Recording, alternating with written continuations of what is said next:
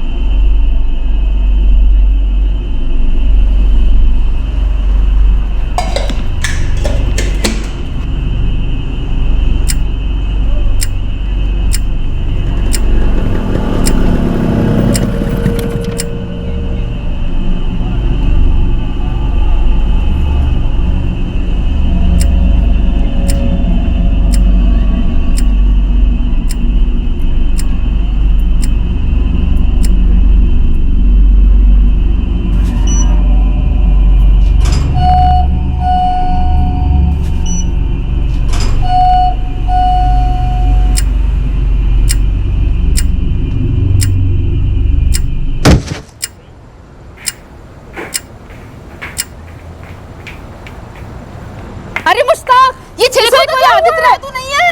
लेकिन ये गिरा कैसे? अरे पर प्रिया को बुलाओ जल्दी। राधिका के पास नंबर है, उसे बुलाओ। अरे अरे ये तो छठे माले वाला है बहन जी। अरे मैडम, किसी के पास नंबर होगा? इन पुलिस को फोन। कौन अंदर आया था, कौन बाहर गया था, किसने एंट्री ली थी, किसने एग्जिट ली थी, ये सारे सवाल इंपॉर्टेंट होते हैं। इनफैक्ट हर एक सवाल जो क्राइम सीन पर मौजूद लोगों को आप पूछते हैं आपको आइडिया देता है कि क्या हुआ होगा। और सीसीटीवी हर जगह आपका पुष्टिकरण करता है। एक्चुअली हर बिल्डिंग में, मोहल्ले में, हर जगह सीसीटीवी कंपलसरी होना चाहिए।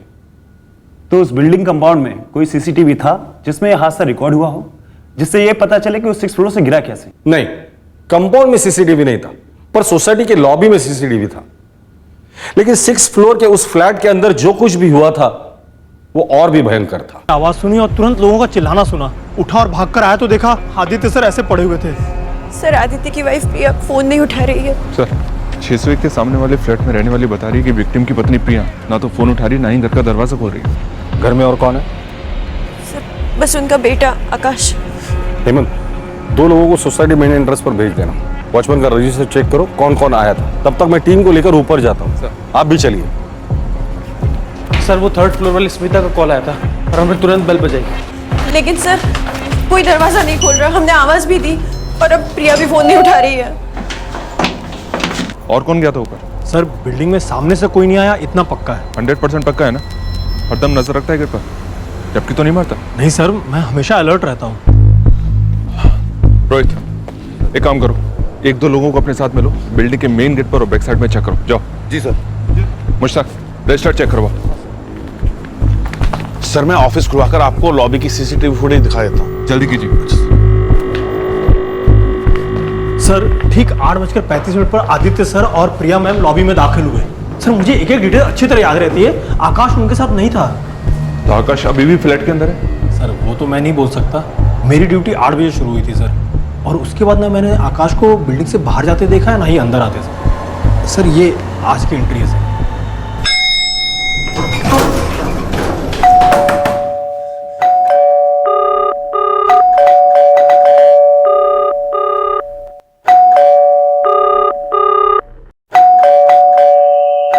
सर, प्रिया का फोन अभी भी रिंग हो रहा है, लेकिन वो उठा नहीं रही है। टेरेस? ठीक है, मैं टेरेस पर जाकर देखता हूँ। इस आदित्य और प्रिया का कोई रिलेटिव यहाँ बेलगांव में रहता है? आदित्य और प्रिया दोनों के पेरेंट्स यहाँ बेलगांव में रहते हैं। मगर सर, हमारे को उनका एड्रेस नहीं मालूम और ना ही फोन नंबर। सर, मैं टेरेस पर जाकर देखता हूँ। ठीक है। एक एंट्री और एग्जिट है सर। पिज्जा डिलीवरी बॉय, उसकी एग्जिट 9:25 की लिखी हुई है, और वॉचमैन कह रहा है कि उसने बॉडी गिरने की आवाज ठीक 9:35 को सुनी थी। और सर, सोसाइटी ऑफिस से सीसीटीवी फुटेज अभी आ रहा है। सबसे पहले ताला तोड़ने वाले को बुला लेना। आदित्य राव का डबल डोर है, खुलवाना पड़ेगा। और हाँ, फॉरेंसिक वाले को अर्जेंट बुला लेना। Okay sir. ललित, ताला तोड़ने वाले को बुलाओ जल्दी, फास्ट। अगर कोई अंदर गया है तो टेरेस से उतरकर भाग सकता है इधर से। अगर ऐसा है तो अब तक वो भाग भी चुका होगा। सर ये टेरेस हमेशा बंद रहती है। हाँ, वो दिख रहा है।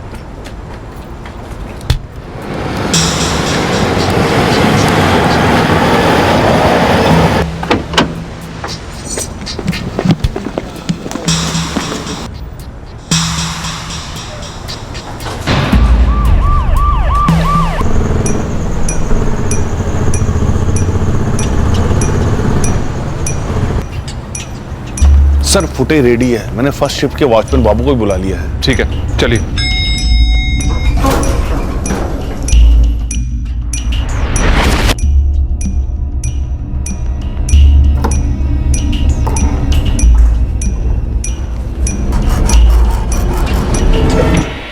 साहब ये डबल डोर है और लॉक भी काफी मजबूत है, इसलिए खुलने में टाइम लग रहा है। जितने जल्दी खोल सकते हो उतने जल्दी खोलो।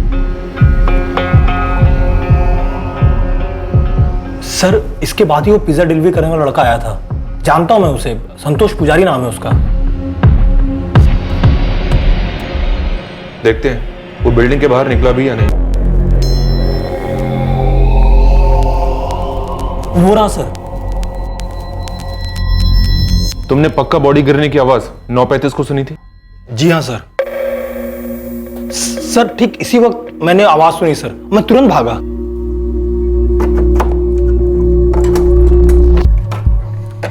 सब दूसरा वाला ट्राई करता हूं।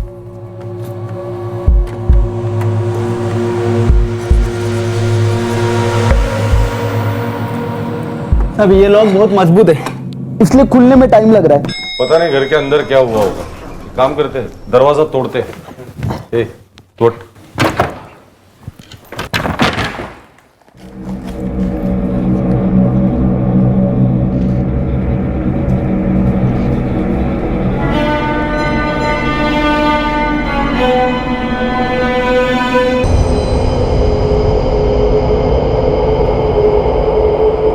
चेक करो इनका बेटा आकाश कहाँ है।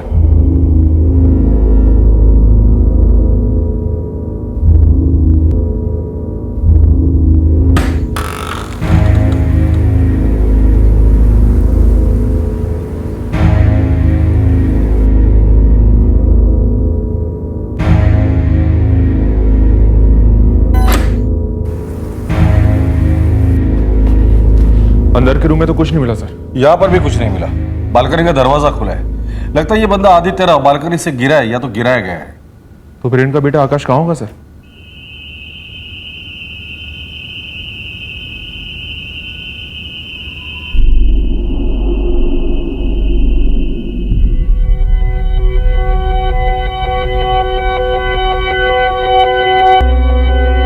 प्रिया और आदित्य के नंबर डायल कीजिए, हो सकता है ये दो फोन उन्हीं के हो।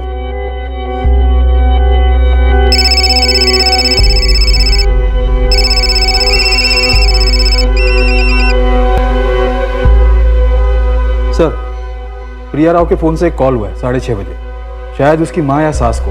नंबर मम्मी के नाम से सेव्ड है। नंबर मिलाओ। सर ये बाबू है, मेरे पहले इसी की ड्यूटी रहती है। इनका बेटा आकाश किधर होगा? घर में तो नहीं मिला। जसविंदर की टीचर बता रही थी कि जसविंदर अभी नई स्टूडेंट। हम तो जी अमृतसर से आए। चाय बनाना और ठंडा पानी शरबत क्या? हेलो, हाँ कौन बोल रहा है? भगवती शास्त्री बात कर रही हूँ। आप कौन? आप प्रिया राव की माँ हूँ उसकी। आप कौन? क्या बात है? पुलिस। हम आपकी बेटी के घर पर हैं। क्या आप बता सकते हैं कि आदित्य और प्रिया का बेटा आकाश इस वक्त कहाँ पर है? आकाश तो मेरे साथ ही है, मेरे घर में। बात क्या है?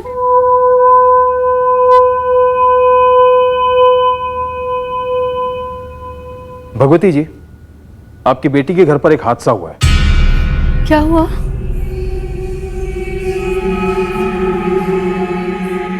क्या हुआ? हाँ भगवती, क्या हुआ भगवती? किसका फोन था?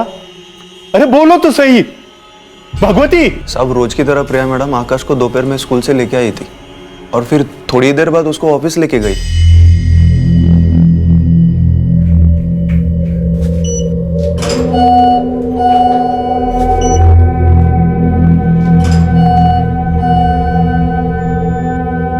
ये उनका डेली का है साहब। प्रिया मैम आकाश को स्कूल से दोपहर में लेके आती और फिर कहीं पर छोड़ देती, शायद उनके माँ के घर पे छोड़ती होगी। और फिर शाम को जब आदित्य सर और मैडम साथ में आते, वो आकाश को साथ में लेके आते। पर सर आज सिर्फ आदित्य सर और मैम वापस लौटे, आकाश उनके साथ नहीं था। सर आकाश स्ट्रेस हो गया है, प्रिया राव के माँ बाप के घर पर है। यहाँ काफी टाइम लगेगा, काफी कुछ है जिसके प्रिंट उठाने। किचन फ्लोर पर केरोसिन भी है, सारे फिंगरप्रिंट्स स्कैन करने होंगे। अगर बाहर से कोई अंदर आया है तो किसी ने नोटिस क्यों नहीं किया?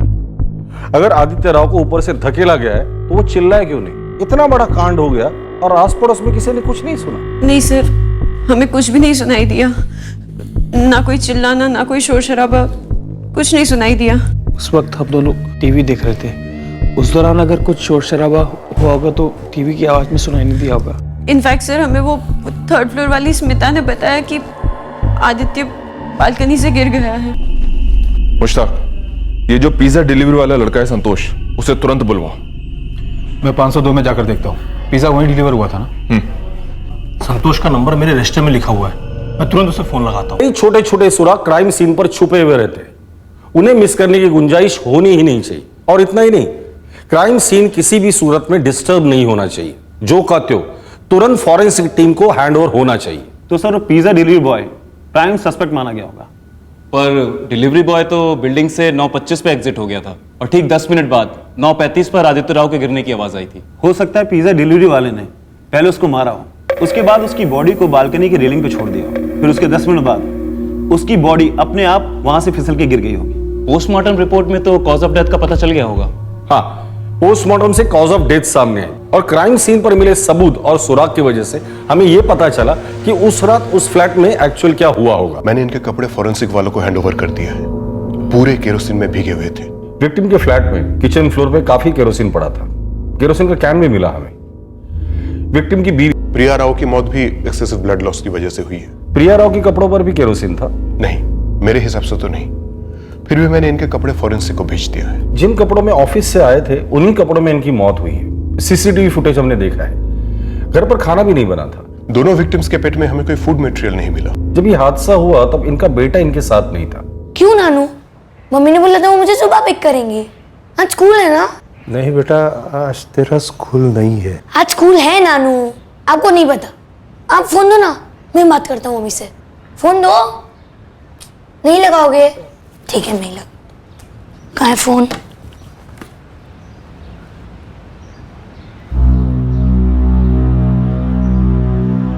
फोन नहीं लग रहा। नहीं कहा आकाश से कुछ, क्या बताते मैं उससे? मुझे मेरे बेटे को देखना है, मुझे मेरे बेटे को देखना है। ये हुआ कैसे? ये कैसे हो सकता है? इन्वेस्टिगेशन चल रहा है, अभी हम आपको कुछ कह नहीं सकते। हम चेक कर रहे हैं कि सोसाइटी में कौन आया, कौन गया, कितने बजे कौन निकला। भगवती जी, आपकी बेटी प्रिया ने जब आपको 6:30 बजे शाम को कॉल किया था तो उन्होंने कुछ कहा था आपसे कि घर में कोई आने वाला है या कुछ और? ऐसे तो कुछ नहीं कहा, बस इतना ही कहा कि कुछ काम है। मम्मी आप आज रात आकाश को अपने पास रख लेंगी, मुझे कुछ काम है। ये भी कोई पूछने वाली बात है प्रिया? और देख, अगर तुझे लेट होने वाला है ना तो आदित्य को बोल हमारे साथ यहीं डिनर कर ले। नहीं नहीं मम्मी, उसकी ज़रूरत नहीं है, वो मैनेज कर लेगा। I mean, हम मैनेज कर लेंगे। आप बस आकाश को रख लेना और मैं ना कल सुबह जल्दी आकर उसे पिक कर लूँगी। उसका स्कूल यूनिफॉर्म भी साथ ही ले आऊँगी, तो वहीं से उसे स्कूल भी ड्रॉप कर दूँगी, ठीक है? इसके अलावा कोई बात नहीं हुई। प्रिया ने कहा कि उसे कुछ काम था, लेकिन हमने वॉचमैन के रजिस्टर और सीसीटीवी फुटेज में चेक किया, आपकी बेटी और दामाद 8:35 को घर पर आ गए थे और प्रिया रोज भी तो आकाश को आपके घर से लेकर इसी टाइम पर आ जाती थी। मुझे नहीं पता उसे क्या काम था। कल आदित्य ने आप लोगों को कोई कॉल किया था, उसके फोन लिस्ट में आप लोगों के नंबर तो नहीं दिखे? उसने हमें कोई फोन नहीं किया था। किया भी होता तो ये कैसे पता चलता कि कैसे हुआ ये सब? सर वो पिज्जा डिलीवरी बॉय संतोष पुजारी यहाँ आ रहा है, लेकिन सर उसने ना तो अपना फोन स्विच ऑफ किया है और ना ही कहीं भागा। हेमंत, घर में फोर्स एंट्री के कोई निशान नहीं है और मुझे नहीं लगता कि घर में चोरी वोरी हुई होगी। सर अगर कुछ भी चुराया गया है तो इस बात को वो बच्चा आकाश या आदित्य प्रिया के पेरेंट्स ही बता सकेंगे। घर में ना तो कुछ भी तोड़ा गया है और ना ही कबर्ड्स को खोला गया है। सेक्सुअल असॉल्ट भी नहीं हुआ है। ये जो पिज्जा डिलीवरी करने वाला लड़का था, जो कि हमारा प्राइम सस्पेक्ट है, इकलौता सस्पेक्ट, वो वहां क्यों गया?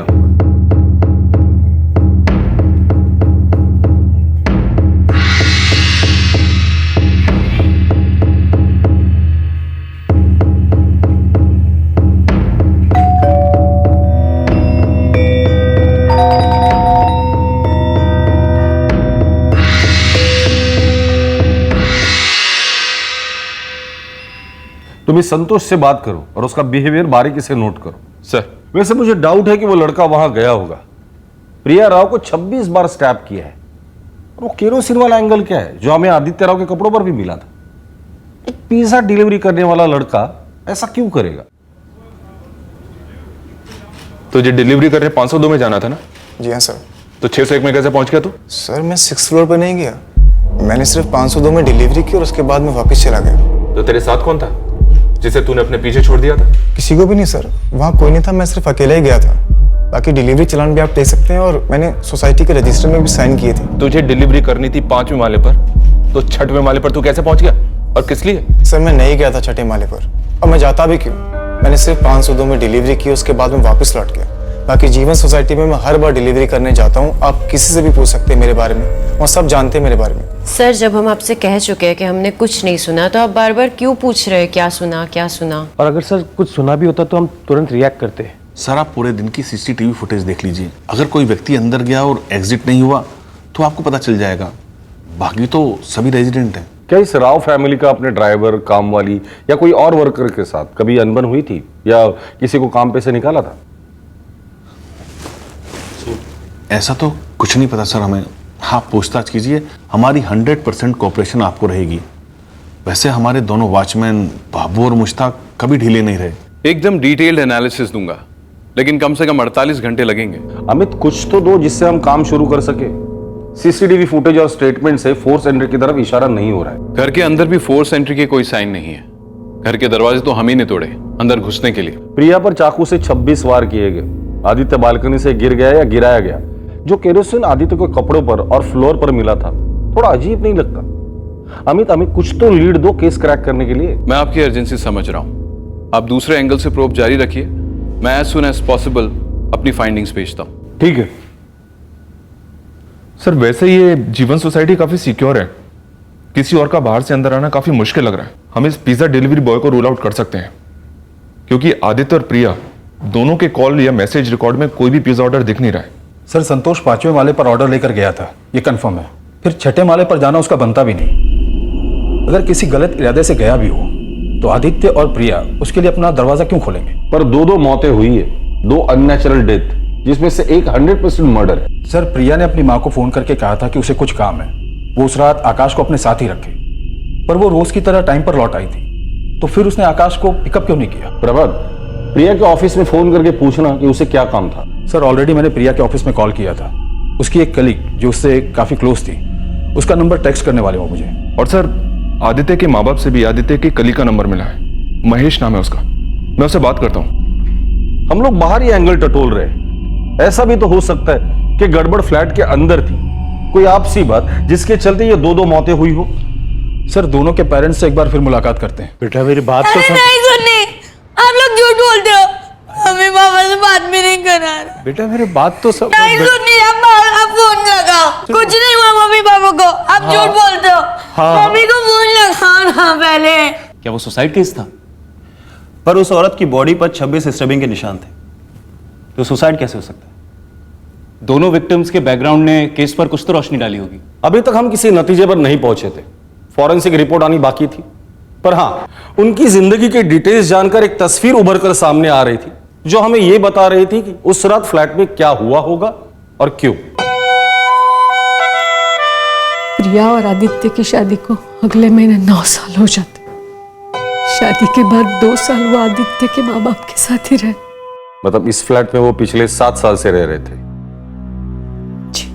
दोनों जॉब करते थे और टॉप पोजीशन पर थे। आदित्य कंपनी का फाइनेंस हेड था और प्रिया मार्केटिंग।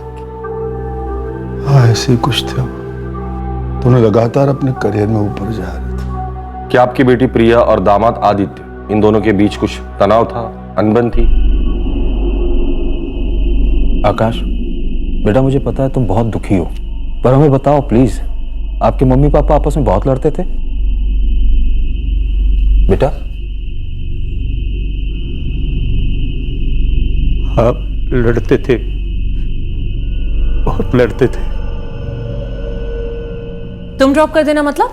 आदित्य, हम दोनों ने डिसाइड किया था ना कि 1 महीना आकाश को मैं ड्रॉप करूंगी मम्मी के वहां और 1 महीना तुम करोगे अपने लंच ब्रेक में।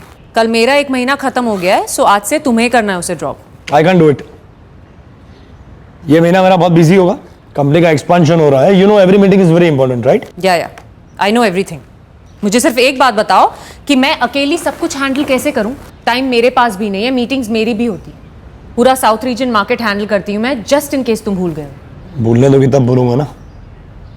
हर छोटी छोटी बात में अपना डेजिग्नेशन, अपने टारगेट झाड़ते रहती हो ताकि तुम अपनी कोर रिस्पॉन्सिबिलिटी से दूर भाग सको। मतलब आकाश सिर्फ मेरी कोर रिस्पॉन्सिबिलिटी है? बस बस बस, तुम्हारे साथ डिबेट करने का टाइम नहीं है मेरे पास। पहले मैंने ही बोला था, अब मैं ही मना कर रहा हूं। I am sorry, okay? ये महीना आकाश को तुम्हें ड्रॉप करना होगा, दैट्स इट। बेटा अगले महीने I will drop you, okay? Can we leave now? शादी के तुरंत बाद उन दोनों के बीच सब सही था, लेकिन जैसे जैसे उन्हें प्रमोशन मिलते गए, बस घर की शांति धीरे धीरे जाती रही। दोनों में काफी गुस्सा था, हर चीज को कंपटीशन की नजर से देखते थे। अपने अपने ऑफिस की टेंशन्स उन दोनों के बीच की टेंशन को बढ़ावा दे रही थी। उनकी लड़ाई हमें कभी समझ नहीं आती थी। हम तो पुराने ख्यालात के लोग हैं। हमें तो बस इतना समझ में आता है, आदमी को ढंग से कमाना आना चाहिए और पत्नी को ढंग से घर चलाना आना चाहिए। ये हर वक्त काम के बारे में सोचना, पैसा प्रमोशन,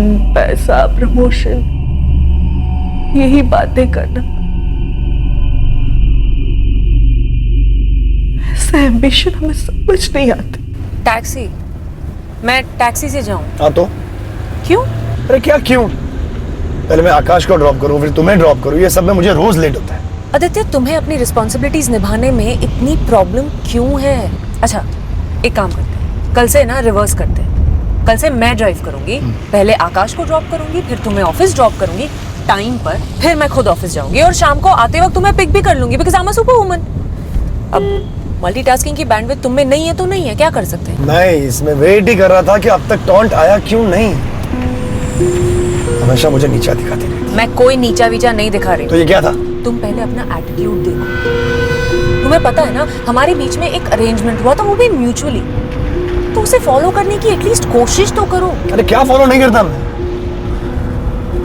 हमेशा जताती रहती हूँ कि हर काम में तुम मुझसे बेहतर हो, मल्टीटास्किंग, और तुम अच्छी तरीके से जानती हो मेरे मुकाबले में तुम्हारा काम बहुत आसान है। क्या आसान है आदित्य? मेरा काम भी इम्पोर्टेंट है, ओके?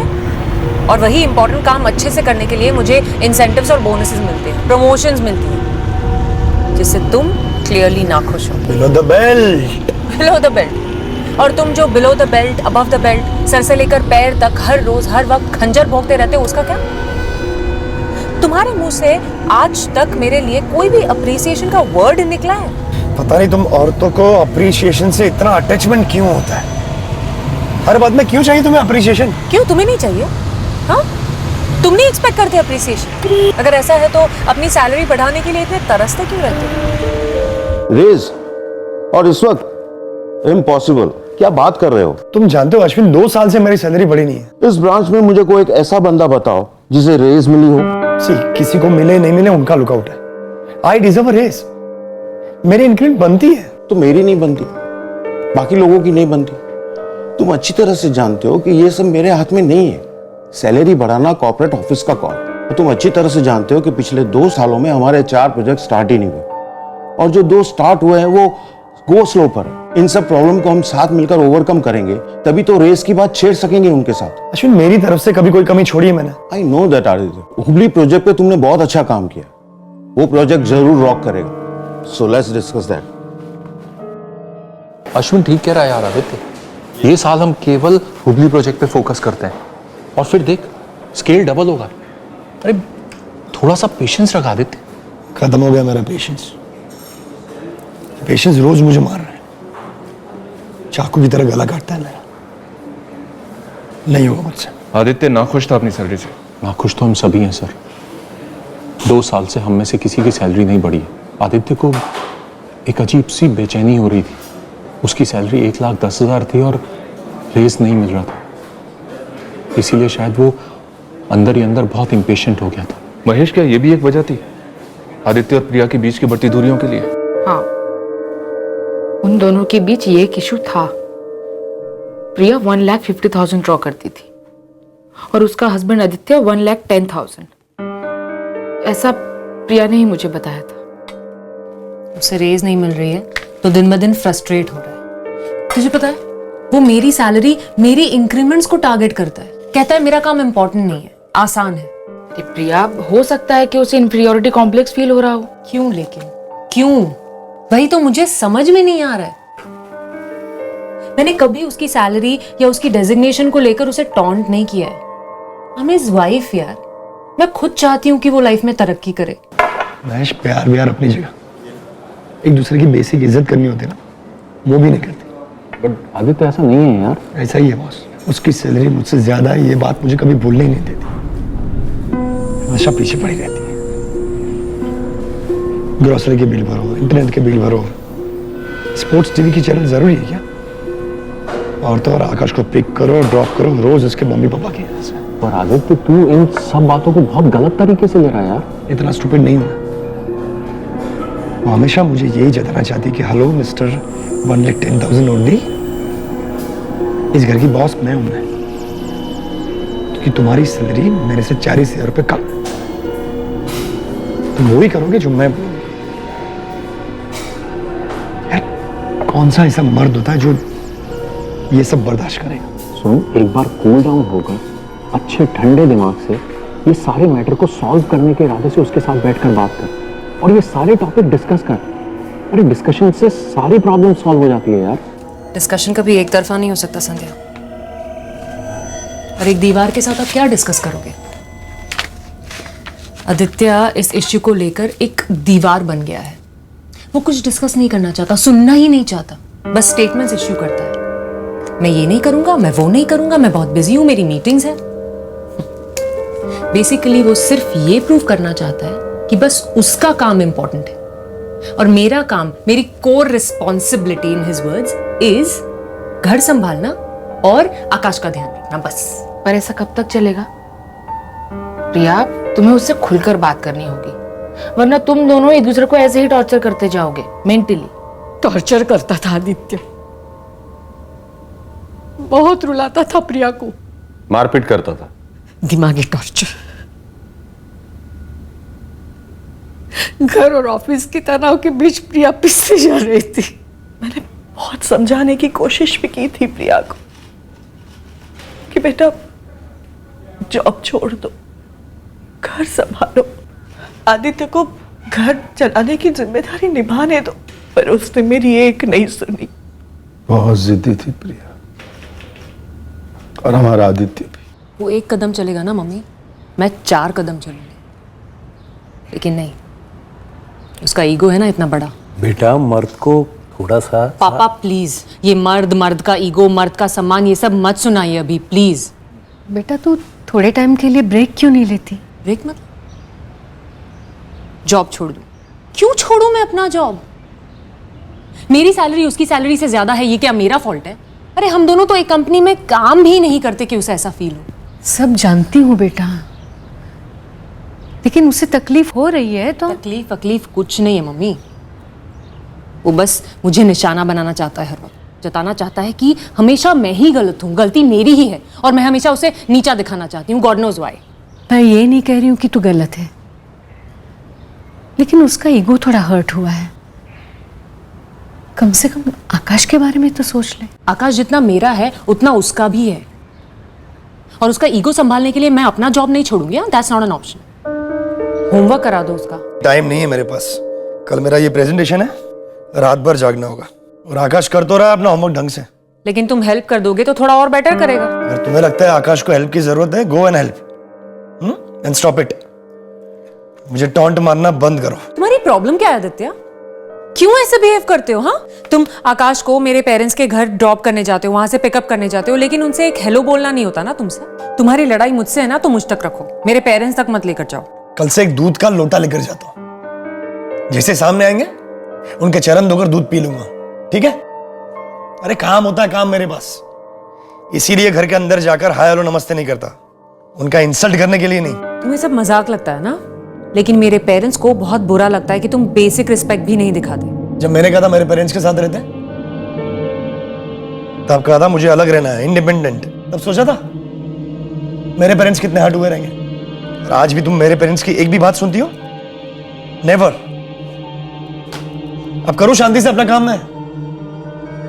हाँ, रिपोर्ट आ गई है और आपका थर्ड पार्टी एंगल शायद इसलिए फिट नहीं हो रहा है क्योंकि क्राइम में कोई तीसरा आदमी था ही नहीं। हाँ, फॉरेंसिक एविडेंसेस से तो ऐसा ही लग रहा है। उस फ्लैट में 2 ही लोग थे और क्राइम सीन से जितने भी फिंगरप्रिंट्स मिले हैं उसमें 2 ही लोगों के फिंगरप्रिंट्स हैं। एक है प्रिया राव और दूसरा है आदित्य राव। बालकनी की रेलिंग, प्रिया का मर्डर करने में इस्तेमाल हुआ छुरा, kerosene can, knife stand Aditya के उंगलियों के निशान हैं और आदित्य के हाथ में जो भी ब्लड लगा हुआ था वो प्रिया का था। मतलब एक मौत मर्डर है ये तो कंफर्म है, और दूसरा मम्मी आप आज रात आकाश को अपने पास रख लेंगी, मुझे कुछ काम है। काम? नहीं, उस दिन तो कोई एक्स्ट्रा वर्क प्रेशर नहीं था प्रिया पर। लेकिन उसने अपनी माँ से कहा था कि उसे कुछ काम था। पता नहीं उसने ऐसा क्यों कहा, बल्कि उस दिन तो वो ऑफिस से जल्दी निकल गई थी। उस दिन वो आदित्य के साथ बैठकर उनके सारे इश्यूज डिस्कस करने वाली थी। प्रिया ने कहा था ऐसा आपसे? हाँ। तू कहती थी ना बैठकर बात करो, बैठकर बात करो। आज करूंगी मैं। वो मान गया? ऑन द वे बात छेड़ूंगी एंड होपफुली कन्विंस कर लूंगी उसे बात करने के लिए। Very good. और प्रिया प्लीज कामली बात करना। हाँ, आई एम श्योर बात करने से ना तुम दोनों का रिश्ता और बेटर होगा। बेटर होना पड़ेगा संध्या। हमारे झगड़ों का असर अब आकाश पर पड़ने लगा है, and I can't let that happen. ये खोलो और अब खत्म करना ही पड़ेगा। मैं एक्चुअली एक गुड न्यूज का वेट कर रही थी अगले दिन, पर जो न्यूज आई, क्या से क्या हो गया सर? हमें आज आकाश को पिक नहीं करना है, वो मम्मी के वहाँ ही रहेगा आज। क्यों, कल स्कूल नहीं है? है, मैं उसे सुबह पिक कर लूंगी। मैंने जानबूझकर रखा है उसे आज के लिए वहाँ पे। कोई पार्टी वार्टी ऑफिस की? आदित्य, मैं सोच रही थी कि हम दोनों शांति से बैठकर बात करें हमारे इश्यूज के बारे में। तो सारे आर्ग्यूमेंट सफाइयां भी पहले से प्लान करके रखी होंगी। तुम्हें नहीं लगता एक तरफा सा हो जाएगा कंपटीशन? अब बस हो गया ना, ये एक दूसरे से compete करना छोड़ देते हैं और बैठकर हर मसला डिस्कस करते हैं, सॉल्यूशंस लाते हैं, एक नई शुरुआत करते हैं। प्लीज सुन, कैसे करेंगे नई शुरुआत? कितनी बार सॉरी बोलना मुझे कि अकॉर्डिंग टू यू तुम्हारी तो कोई गलती होती नहीं ना, सारे जमाने की जड़ में ही। देखो आदित्य, मैंने अपने आप से प्रॉमिस किया है कि हम सिर्फ अपने प्रॉब्लम्स टेबल पर रखेंगे, ईगोज नहीं। टेबल पर तो ईगो मेरा ही होगा, राइट? क्योंकि मेरा ईगो ही प्रॉब्लम। क्या गिले शिकवे? ऐसे वर्ड्स तो आजकल कोई उर्दू सीरियल में भी इस्तेमाल नहीं करता। गिले शिकवे। ओके फाइन, तो तुम ही कोई सही वर्ड्स चूज कर लो जिससे तुम्हें प्रॉब्लम ना हो, क्योंकि मेरी तो हर चीज से तुम्हें प्रॉब्लम होती है। Why every time, हर वक्त मुझे स्पॉटलाइट में लाना जरूरी है क्या? तुम ये आदित्य, तुम्हारा ईगो, तुम ये तुम वो, तुम तो कुछ करते ही नहीं ना। तुम तो हमेशा विक्टिम बनी रहती हो। तुम्हें अच्छा लगता है अपने आप को विक्टिम दिखाने में, तुम्हें मजा आता है। विक्टिम तुम बनते हो आदित्य, हमेशा जताते रहते हो, और मुझे लगता है अब तो बिलीव करने लगे हो अंदर से कि तुम विक्टिम हो। लुक आदित्य, मैं दिल से कह रही हूं कि मैं जानती हूं तुम कितने केपेबल हो, और जितना तुम चाहते हो ना उतना मैं भी चाहती हूं कि तुम्हें प्रमोशन मिले, तुम्हें हैंडसम सैलरी रेज मिले। Oh how sweet. एक काम करते हैं, एक सर्टिफिकेट बनवाओगे तुम मुझे, कॉन्सोलेशन सर्टिफिकेट, और थमा दो मेरे हाथों में। मुझे पता है ये भी मुझे नीचा दिखाने का तुम्हारा एक तरीका है। For God's sake Aditya, please, I'm really trying hard here। क्या तुम मुझसे नॉर्मली बात करने की कोशिश तक नहीं कर सकते? I'm your wife, damn it, कोई कंपेटिटर नहीं हूं जो हमेशा लड़ते रहते हो मुझसे। लड़ता मैं नहीं हूं प्रिया, लड़ती तुम हो, क्योंकि तुम मुझसे 40,000 रुपए ज्यादा कमाती हो। इसलिए दिन रात सबके सामने मेरा इंसल्ट करती घूमती हो। आकाश के सामने, तुम्हारे मम्मी पापा के सामने, मेरे मम्मी पापा के सामने, सबके सामने दिन रात मुझे मेरी जिम्मेदारियों का एहसास दिलाते रहती हो। अरे क्या मैं नहीं जानता मेरी जिम्मेदारी क्या है? अगर जानते हो तो पूरी क्यों नहीं करते? सारी जिम्मेदारियां बस मेरे लिए हैं क्या? मैं तो रेगुलरली तुम्हारे पेरेंट्स को कॉल भी करती हूँ, और तुम मेरे मम्मी पापा के लिए थोड़ी सी कंसर्न नहीं दिखा सकते? अरे नहीं दिखा सकता मैं कंसर्न, क्योंकि मैं हूं, मैं तुम नहीं हूं। मैं दिन रात मेहनत करके कमाता हूं। मुझे दिखावा करने का कोई शौक नहीं है, क्योंकि मैं तुम्हारी तरह दिखावा नहीं कर सकता। ठीक है, करती हूं मैं दिखावा, करती हूं मैं दिखावा, क्योंकि मेरे पास दिखाने के लिए कुछ है आदित्य। मैं हर चीज में तुमसे बेटर हूं, तुमसे आगे हूं, अपनी जॉब में, घर में, अपनी रिस्पॉन्सिबिलिटीज पूरी करने में। और तुम्हारे पास अपनी जेलसी और अपने स्टूपिड इंफीरियोरिटी कॉम्प्लेक्स के अलावा कुछ है भी दिखाने के लिए जो दिखाओगे? और इसके लिए तुम खुद जिम्मेदार हो आदित्य। अरे अगर अपनी जॉब से इतने नाखुश हो तो छोड़ क्यों नहीं देते? नई जॉब क्यों नहीं ढूंढ लेते? मैं बताऊं क्यों? क्योंकि तुम डरते हो कि तुम्हें कोई और जॉब मिलेगी नहीं। तुम में ना वो कॉन्फिडेंस ही नहीं है आदित्य। तुम्हें बस जिंदगी भर खुद पर तरस खाना है, खुद को विक्टिम बना के घूमना है, और अपने हर फेलियर के लिए मुझे ब्लेम करना है। बस अपने इस बचपने से बाहर निकलो और रियलिटी में आओ, और अपने हर फेलियर के लिए अपनी बीवी को ब्लेम करना बंद करो, for God sake. You know what the truth is? तुम ना ही एक अच्छे हस्बैंड बन सके और ना ही एक अच्छे फादर। अरे एक बार सोचो, तुम्हारा बेटा क्या सीखेगा तुमसे, क्या इज्जत करेगा तुम्हारी, जब तुम खुद अपनी बीवी की इज्जत करना नहीं जानते? मर्द बनो आदित्य, बी अ मैन।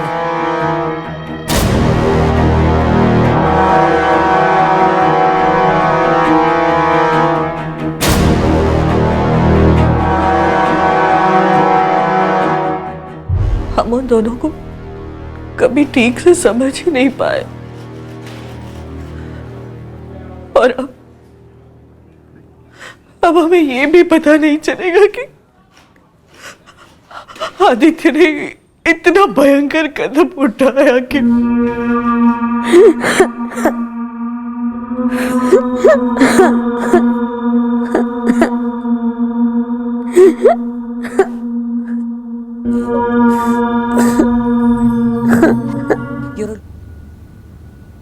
अब दोनों बॉडीज को उनकी फैमिलीज को हैंड ओवर कर सकते हैं। हम बहुत जल्द चार्जशीट फाइल करने वाले हैं। हम लोगों ने एफआईआर आईपीसी 302 के तहत फाइल की आदित्य राव के खिलाफ अपनी बीवी प्रिया राव के मर्डर के लिए, पर चूंकि अक्यूज ने सुसाइड किया था, हम लोगों ने एबेटेड चार्जशीट फाइल की। हमारे पास लिखित में कबूलनामा तो था नहीं, पर अक्यूज और विक्टिम दोनों के पेरेंट्स के स्टेटमेंट है, उनके बेटे का स्टेटमेंट था, पड़ोसी और उनके साथ काम करने वाले कलीग्स के स्टेटमेंट है। सबका यही कहना था कि दोनों के बीच का रिश्ता काफी खींचा हुआ था, और हमारे पास फॉरेंसिक एविडेंसेस बहुत स्ट्रांग थे। वैसे इन्वेस्टिगेशन पॉइंट ऑफ व्यू से काफी सिंपल केस नजर आता है, लेकिन रहा नहीं होगा, क्योंकि जो कुछ हुआ वो दो ऐसे लोगों के बीच में हुआ जो जिंदा ही नहीं थे। सब कुछ इंटरनल। हाँ, उनके प्रॉब्लम्स, उनके बीच का तनाव और वहां हुए वारदात के बारे में ज्यादा से ज्यादा हम अंदाजा लगा सकते हैं, और एक्चुअल क्या हुआ था ये हम कभी नहीं जान पाएंगे। सर ऐसे केसेस काफी इमोशनल ड्रेनिंग होते होंगे। कभी कभी हमें ऐसे माँ बाप के साथ डील करना होता है जिन्हें भनक तक नहीं होती ऐसे भयानक अंत की, फिर भी रोते हैं कि उन्हें पता था कि ऐसा कुछ गलत हो सकता है। मुश्किल होता है मासूम बच्चों से स्टेटमेंट लेना, जिनकी दुनिया पूरी तरह से उजड़ गई हो, पर उस वक्त हमें एक क्लिनिकल इन्वेस्टिगेटर का रोल निभाना पड़ता है, बिल्कुल ऑब्जेक्टिव, क्योंकि एक जुर्म हुआ होता है और अपने इमोशन को काबू में रखना होता है। बिल्कुल, हमेशा रखना होता है, खासकर ड्यूटी करते वक्त। पर चार्जशीट फाइल करने के बाद या केस क्लोज करने के बाद अक्सर दिल में यह ख्याल आता है, काश ऐसे सारे केसेस में फैमिलीज ने वक्त पे कुछ किया होता जिससे आपसी टेंशन इस हद तक नहीं बढ़ता, जो उनका साया पड़ने से पहले ही टेंशन को रोका गया होता। हर चीज का एक अंत होता है, या उसका अंत कराया जा सकता है, तो फिर एक रिश्ते के बीच के तनाव का, दर्द का अंत क्यों नहीं किया जाता? कोई भी मौत किसी न किसी को दर्द देती है, लेकिन इस तरह जिंदगियों का बेवक्त खात्मा असंतुष्टि का एक नया सिलसिला शुरू करता है, जो उतनी ही असंतुष्टि पैदा करते हैं जितनी असंतुष्टि वो रिश्ते जीवित अवस्था में पैदा कर रहे थे। सड़ने से बेहतर है इलाज करवाना। किसी भी रिश्ते को इस हद तक ना सड़ने दें कि वो बेइलाज होकर हमें ही नष्ट कर दे।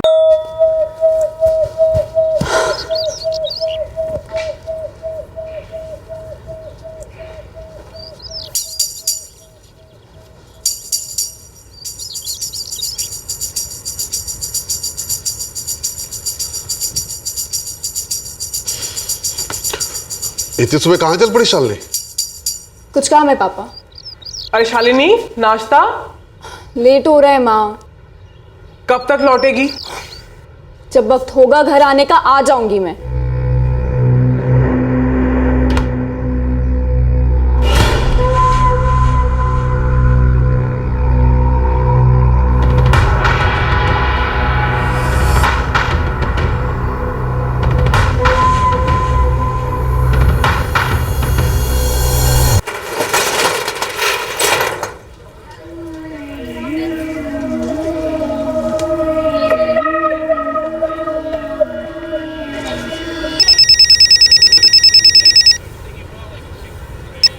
हेलो। हाँ बस, वो मैंने खाना बनाकर प्लेटफॉर्म पर रख दिया है, तुम गरम करके खा लेना। तुम कहाँ जा रही हो? मैं अम्मी के पास जा रही हूँ, शाम तक लौट आऊंगी। अचानक? हाँ, वो अम्मी को कुछ काम है इसीलिए। ठीक है। कहाँ जा सकती हो? कुछ तो अंदाजा होगा आपको। कुछ कह कर नहीं गई है, कई बार बिना बताए चले जाती है इस तरह। लेकिन लौट कर आ जाती है। कल सुबह से निकली हुई शालिनी अभी तक घर नहीं लौटी। कल शाम से मैं उसका फोन भी ट्राई कर रही हूँ, लेकिन वो भी बंद आ रहा है। देखिए, आप एक काम कीजिए, हमें शालिनी का एक लेटेस्ट फोटोग्राफ दे दीजिए। वैसे उसके फोन रिकॉर्ड्स हमारे पास शाम तक आ जाएंगे, तब एक आइडिया मिल सकेगा कि कहाँ गई हो सकती है। सर, हमारा घर और दुकान एक ही कॉलोनी में। मैं रोज दोपहर को खाना खाने के लिए घर जाता हूँ। उसने मुझे फोन पर कहा कि वो अपनी अम्मी के घर जा रही है। तो तुमने तो अभी कहा कि तुम्हारी पत्नी मायके गई नहीं। वही तो सर, शाम को जब उसका फोन स्विच ऑफ आया तो मैं उसकी अम्मी के घर गया। वहां जाके पता चला कि वो वहां गई नहीं। नहीं बेटा, बस वो तो यहाँ आई नहीं, और मुझे तो उससे कुछ काम नहीं था। और अम्मी, उसने तो साफ कहा था कि आपको उससे काम है। तुमने ठीक से सुना तो था ना? हाँ अब्बू।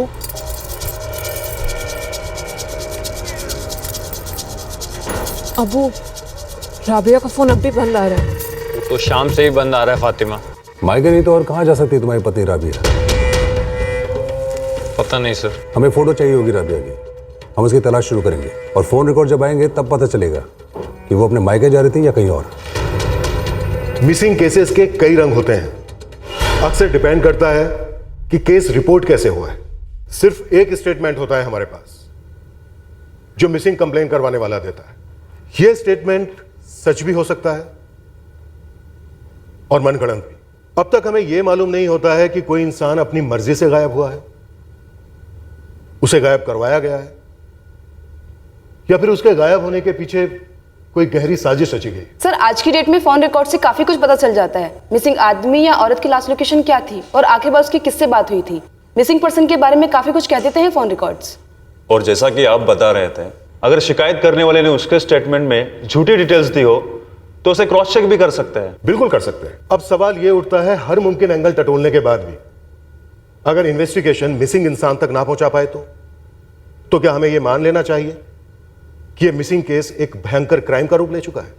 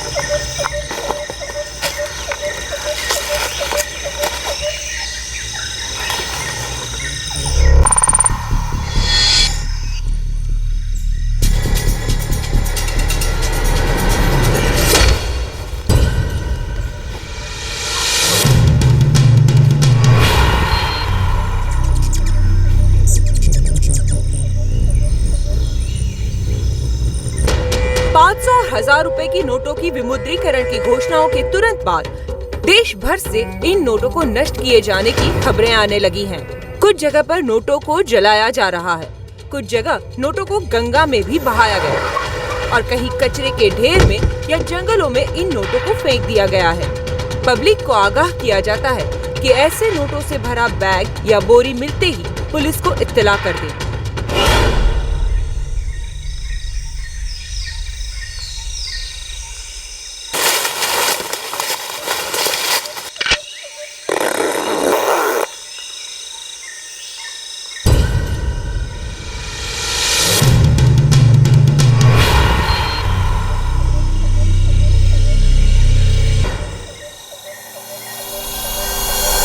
सर, सूटकेस पे कोई मार्किंग या टैग नहीं है, कोई लोकल में चीप ब्रांड लगता है। नफीसा, बॉडी पर से कुछ मिला?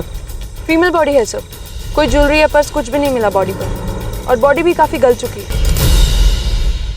सर, सलवार कमीज पर कोई टैग या मार्किंग कुछ भी नहीं मिला। चला के खूनी, लेबल्स हटा दिया हमने। सर, डॉक्टर बस्ती से भी बात हुई, आज शाम तक पोस्टमार्टम की रिपोर्ट रेडी हो जाएगी। फीमेल, हमारे पास इस वक्त ना विक्टिम की एज है और ना ही टाइम ऑफ डेथ। अपने सारे कंप्लेंट्स निकलवाओ, सारे फीमेल मिसिंग कंप्लेंट निकलवाइए और बताइए अभी भी एक्चुअली कितने मिसिंग हैं और कितने घर लौटे, पर केसेस अभी क्लोज नहीं हुए। हाँ, औरत है, पिंक कमीज और सफ़ेद सलवार, बदन पे कोई दुपट्टा नहीं था, सिर्फ salwar kameez. 1 centimetre plus minus हो सकता है। टाइम ऑफ डेथ कई दिन पहले का होगा डॉक्टर? हफ्तों पहले, मैं कहूँगा कि 5 से 6 हफ्ते। 5 से 6 हफ्ते मतलब 36 से 42 दिनों के बीच, राइट? मौत का कारण डॉक्टर? बॉडी पे कोई जख्म नहीं मिले हैं जो ये अंदेशा देते हों कि विक्टिम की स्टैबिंग हुई या फिर किसी भारी चीज से मारा गया, और ना ही बॉडी में से कोई पॉइजन के ट्रेसेस मिले। Thanks doctor. अब हमारी सर्च थोड़ी फोकस्ड हो जाएगी। लगभग 50 मिसिंग कंप्लेंट मिली हमें जिले के अंदर से। इस एज ग्रुप के हिसाब से अब हमारी लिस्ट थोड़ी छोटी हो जाएगी। मौजूद मिसिंग कंप्लेंट के हिसाब से 5 औरतों के डिस्क्रिप्शन मैच हो रहे हैं, जिसमें से 3 घर वापस आ गई और 2 अभी भी गायब है। इन दोनों केसेस में औरतों ने सलवार कमीज तो पहनी थी, पर जो लाश पर से बरामद हुए गुलाबी कमीज और सफेद सलवार, वो दोनों केस से मैच नहीं करती। सलवार कमीज पहन रखी थी। कौन से कलर के, कुछ याद है आपको? अरे शालिनी, ग्रीन थी, नहीं डार्क ग्रीन। सर, मैंने राबिया को लास्ट टाइम तब देखा जब मैं सुबह अपनी दुकान के लिए निकल रहा था। क्या पहना था उसने? सर, वो हमेशा ही सलवार कमीज पहनती है। कलर? खुदा हाफिज। खुदा हाफिज। क्रीम टाइप कोई कलर था सर। शालिनी खन्ना ने डार्क ग्रीन कलर की कमीज पहनी थी और राबिया ने क्रीम कलर की। और जो लाश पर से हमें मिला है गुलाबी कमीज और सफेद सलवार है। सर, इन दोनों फैमिलीज को बुलाते हैं। हो सकता है राबिया ने अपने पति से फोन पर झूठ बोला कि वो मैके जा रही है और बाद में उसने ड्रेस चेंज कर लिया। ड्रेस चेंज शालिनी खन्ना ने भी किया हो सकता है। ये दोनों घर से एक ही दिन गायब हुई, 5 अक्टूबर को, और हमें बॉडी मिली है लगभग 38 दिन के बाद। पोस्टमार्टम रिपोर्ट के हिसाब से लाश 36 से 42 दिन पहले की है। सर, आपको शक था कि दोनों फैमिलीज में से किसी एक ने गलत स्टेटमेंट दिया था? पर एक पूरा महीना झूठ पकड़ा नहीं गया। दोनों पुलिस स्टेशन जहां पर मिसिंग कंप्लेंट्स दर्ज की गई थी, उन्होंने इन्वेस्टिगेशन तो की होगी। क्या वो बैग में मिली लाश किसी तीसरी औरत की ही थी? इस बात की संभावना तो थी। सारे मिसिंग कंप्लेंट्स में से ये दोनों औरतें सबसे क्लोज मैच हो रही थी विक्टिम के, इसलिए हमने इन दोनों की फैमिलीज को बुलाया। ये कैसे हो सकती शालिनी? ये हमारी बेटी नहीं है। जी नहीं, शालिनी ने ये कपड़े नहीं पहने थे। कपड़े बदले भी तो जा सकते हैं। मैं अपनी बेटी के सारे कपड़े पहचानती हूँ।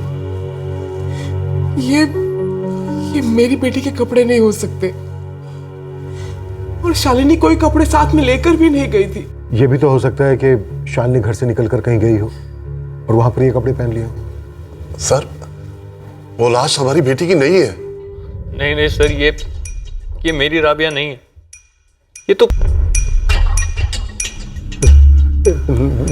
जी नहीं।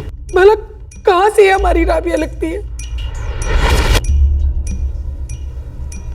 नहीं सर, ये राबिया की सलवार कमीज तो है ही नहीं। ये मैं पक्का कह सकता हूं, ये मेरी राबिया नहीं है सर।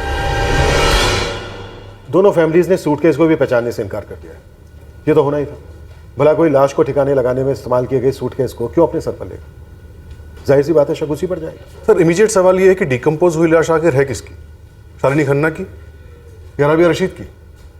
लाश पे पाए गए कपड़ों के अलावा दोनों केसेस में बराबर डिटेल्स मैच हो रही हैं। लाश किसी की भी हो सकती है, 50-50% चांसेस है। पहले हम 100% श्योर हो जाते हैं कि ये लाश इन दोनों राबिया और शालिनी की नहीं है, उसके बाद तीसरे एंगल पर सोचना शुरू करते हैं। विशाल सर, तुम ऐसे तमाम मार्केट्स को छान मारो जहां पर इस तरह के सस्ते सूटकेस मिलते हैं, और राजमोरा जंगल की तरफ जाने वाले सारे रास्तों के CCTV भी खंगालो। सर, नफीसा सर, विवाह चौक पुलिस स्टेशन में शालिनी का केस दर्ज हुआ और मधुबन वैली पुलिस स्टेशन में राबिया का। इन दोनों थानों से इन्वेस्टिगेशन रिपोर्ट की कॉपी लेकर आओ। हमें पूरी तरह से श्योर होना है कि ये लाश इन दोनों औरतों की है या नहीं।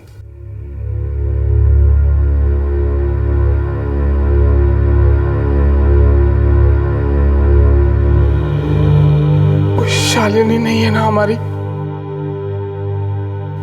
नहीं है ना शालिनी? आप मुझसे झूठ मत बोलिए, कुछ छुपाइए मत, सच सच बता दीजिए। नहीं सरस्वती, वो हमारी शालिनी नहीं है। हमारी शालिनी ढीठ है, बागी किस्म की है, लेकिन है तो हमारी बच्ची। पापा मम्मी, मैं अपने फ्रेंड्स के साथ थी, कभी कभी लेट हो जाता है। पहले तुम्हारा पूरा फोकस पढ़ाई पर रहता था, लेकिन अब तुम्हें क्या हो गया है? और शालिनी, पहले कभी तुम हम लोगों से इस तरह से बात नहीं करती थी। तो मुझसे भी कौन सा इस तरह के सवाल पूछे जाते थे पहले, जैसे कि मैं कोई गुनहगार हूँ? शालिनी, कुछ गलत कर रही हो तुम, इसीलिए झूठ बोल रही हो हमसे, इसीलिए हमें नहीं बताती हो कि तुम कहां जाती हो, किससे मिलती हो। तुम्हारे लिए हमने जो लड़का चुना है वो वाकई तुम्हारे लिए बहुत अच्छा है।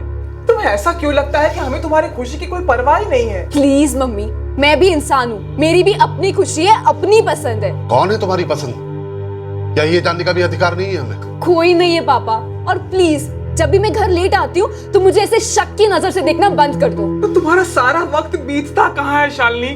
कहा तो सही कि मैं अपने फ्रेंड्स के साथ थी, और यही सच है, लेकिन आप तो वो सच सुनना चाहते हो जो कि है ही नहीं। आप वो सच सुनना चाहते हो जो आप अपने दिमाग में बना के बैठे हो। आशीष, वो उस आशीष के साथ भी भाग गई होगी, तभी मन को बहला लेंगे हम। बस वो जहां भी रहे खुश रहे, खुश रहे।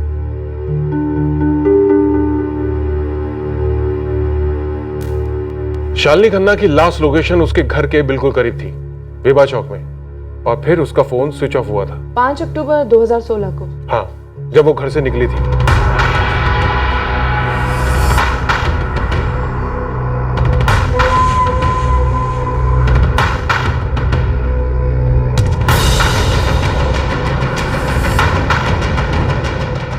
सर, उसके फोन रिकॉर्ड से कुछ पता चलता है? शालिनी के फोन रिकॉर्ड्स के अनुसार उसकी सबसे ज्यादा बातें होती थी आशीष मेहरा से, और उसके दोस्तों ने भी कंफर्म किया है कि वो उसका बॉयफ्रेंड है। तो क्या शालिनी आशीष मेहरा के साथ भाग गई? उसने कहा नहीं, वो हमें उसके घर पे मिला था। आशीष मेहरा?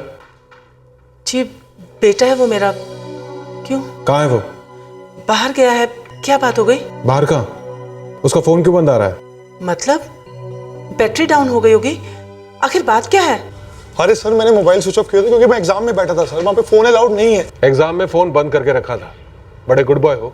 मैं आपका मतलब समझा नहीं सर। मतलब ये है कि हफ्ते में 7 दिन तुम्हारी एक ना एक बार तो बात होती थी शालिनी खन्ना से, लेकिन पिछले 2 दिनों में, यानी कल और आज, यानी 5 अक्टूबर और 6 अक्टूबर को तुमने उसका फोन ट्राई भी नहीं किया। सर, पिछले 2 दिन से मेरे टेस्ट पेपर चल रहे हैं और शालिनी अच्छे से जानती है कि मैं एग्जाम के टाइम पे कितना फोकस होता हूँ।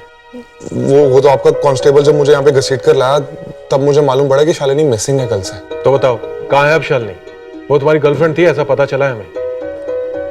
हाँ, मेरी गर्लफ्रेंड थी, मेरा मतलब है, पर सब हमारे बीच ऐसा कुछ सीरियस नहीं था कि हम भागने का प्लान बना लें या फिर वो कोई ऐसा डिसीजन ले। पर शालिनी मिसिंग है आशीष, अपने माँ बाप को बिना बताए घर से गई है। तुम्हें तो बता के निकली होगी। नहीं बताया सर, मेरी अभी ये परसों यानी 4 तारीख को उससे बात हुई थी, उसने कुछ नहीं बताया। और सब मैं उसके साथ भागूंगा ही नहीं कभी, और ना ही उसे घर छोड़कर भागने के लिए कभी सपोर्ट करूंगा। मेरा मतलब है सर, मैं ऐसा क्यों करूंगा? तो फिर कहाँ जा सकती है शालिनी? ये लड़का आशीष मेहरा तो यही है, कॉलेज के फर्स्ट ईयर से जानता है शालिनी को, दोनों बॉयफ्रेंड गर्लफ्रेंड है। तो उसे भी मालूम नहीं कि शालिनी कहाँ है? हाँ, मैंने उसके पीछे 2 बंदे भी लगाए थे, लेकिन वो खुद परेशान है कैसे कहाँ चलेगी शालिनी? सर शालिनी के माँ बाप क्या बोले? काफी पूछने पर उसके माँ बाप ने बस यही बताया कि शालिनी स्कूल में अच्छी स्टूडेंट थी, पर कॉलेज में आके काफी बदल गई, रेबल टाइप हो गई थी। कहाँ जा रही है माँ बाप को बता के नहीं जाती थी। कहीं ऐसा तो नहीं तंग आ गए होंगे माँ बाप और उन्होंने ही कहीं उसे? नहीं, हमने उनके मूवमेंट्स भी ट्रैक किए और उनके फोन रिकॉर्ड्स भी खंगाले, लेकिन ऐसा कुछ सामने आया नहीं। मुझे लगता है हमें शालिनी और उसके माँ बाप के फोन रिकॉर्ड से एक बार और स्कैन करने चाहिए। अगर शालिनी खुद अपनी मर्जी से भी कहीं गई है तो ऐसे हवा में तो गायब नहीं हो सकती। हाँ सर, विभा चौक टीम से मैंने तीनों के फोन रिकॉर्ड्स की कॉपी ले ली है। मैं मधुबन वैली थाने होते आऊंगी राबिया की इंक्वायरी करके। इत्तेफाक की बात है सर, दोनों सेम डे ही गायब हुए हैं। शायद इत्तेफाक ना भी हो, तुम राबिया की इंफॉर्मेशन लेकर आओ। अबू,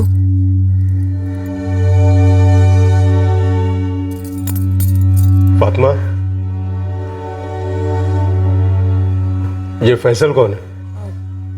मुझे कैसे पता होगा? अबू, मैंने नाई तो कभी राबिया से उसके बारे में सुना, नाई कभी उससे मिली और कभी उसे देखा भी नहीं। सलमा, राबिया ने अब्बास से झूठ क्यों बोला कि वो तुमसे मिलने आ रही है? मुझे कैसे पता होगा? कहीं ऐसा तो नहीं है कि राबिया अपने शौहर अब्बास के साथ बेवफाई कर रही थी? आप ये कैसी बातें कर रहे हैं? राबिया ऐसा क्यों करेगी? वो अब्बास से बहुत प्यार करती है। अब्बास अंकल, आप इसका अमाउंट खाते में लिख देंगे, पापा को मोबाइल से पेमेंट कर देंगे। ठीक है बेटा, लिख लूंगा।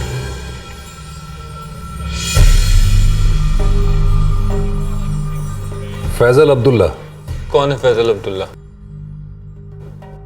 5 अक्टूबर 2016 को शाम 4 बजे तुम्हारी पत्नी राबिया के फोन से इस फैजल अब्दुल्ला को फोन गया था और वो राबिया के फोन से आखिरी फोन था और राबिया और फैजल की बराबर बात होती थी एक अरसे से। है कौन ये फैजल? पुरानी दोस्ती थी। अब्बास से शादी होने से पहले राबिया राशिद और फैजल अब्दुल्ला एक दूसरे को जानते थे। कोई अफेयर?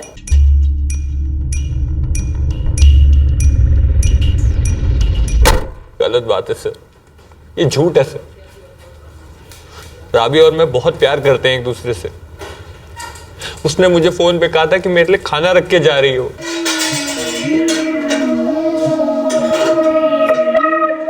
किसी गैर वैर के साथ भागना होता तो ऐसा क्यों करती हो? खाना बनाए बिना नहीं चली जाती। पर वो तुमसे फोन पे झूठ क्यों बोलती? उसे तुमसे बोला था कि वो अपनी अम्मी के यहाँ पर जा रही है, पर वहां तो वो गई नहीं। हाँ, तो वो वहीं के लिए निकली होगी। आप उसे झूठ क्यों कह रहे हैं? ये भी तो हो सकता है ना कि रास्ते में कुछ हो गया हो। ऐसी वाहियात बातें ना करें। राबिया ने खुद चुना था अब्बास को, प्यार करते थे दोनों एक दूसरे के साथ में, और हमने शादी करवाई थी उनकी। एक तो आप हमारी बेटी को ढूंढ नहीं पा रहे, ऊपर से उसका और हमारा दोनों का नाम उछाल रहे हैं। कौन है ये फैजल अब्दुल्ला? देखिए, फैजल अब्दुल्ला कोई हमारे दिमाग की मनगढ़ंत कहानी नहीं है। आपकी बेटी राबिया के फोन रिकॉर्ड से निकला ही आदमी, और आपकी बेटी ने अपने शौहर को झूठ बोला था कि वो यहाँ पर आ रही है। तो वो निकली होगी आने के लिए, रास्ते में कुछ हो गया होगा। ये क्यों नहीं सोचते आप? सोचना हमारा काम नहीं है, जो है उसे पकड़ना हमारा काम है। राबिया की आखिरी लोकेशन धतौली है और आखिरी कॉल उसने इस फैजल को किया है। राबिया की आखिरी लोकेशन धतौली है और आखिरी कॉल उसने इस फैजल को किया है। आप बराबर चुप रही, आप जरूर बहुत कुछ जानती हैं। जी, वो फैजल अब्दुल्ला और राबिया दोस्त हुआ करते थे, पर ऐसा कुछ नहीं जैसा आप सोच रहे हैं। फिर से आपको हम क्लियर कर देते हैं, हम कुछ सोच नहीं रहे, जो राबिया के कॉल रिकॉर्ड्स में वो बता रहे हैं। राबिया और फैजल के बीच में ना ही तो कुछ था और ना ही हो सकता है। वो सिर्फ एक दोस्त था। राबिया की जिंदगी में सिर्फ एक ही मर्द है, अब्बास, जिससे उसने शादी कर ली और वो दोनों काफी खुश हैं। अब उन दोनों के बीच में ये फैजल कहाँ से आया? फैजल उनके बीच में कहां से आया था ये किसी को भी नहीं पता, पर आया तो था। ये फोन रिकॉर्ड साफ साफ बता रहे हैं कि दोस्ती कभी पुरानी हुई नहीं थी, और सिर्फ दोस्ती नहीं थी, लास्ट कॉल भी उसी को ही था 5 अक्टूबर को। और फैजल?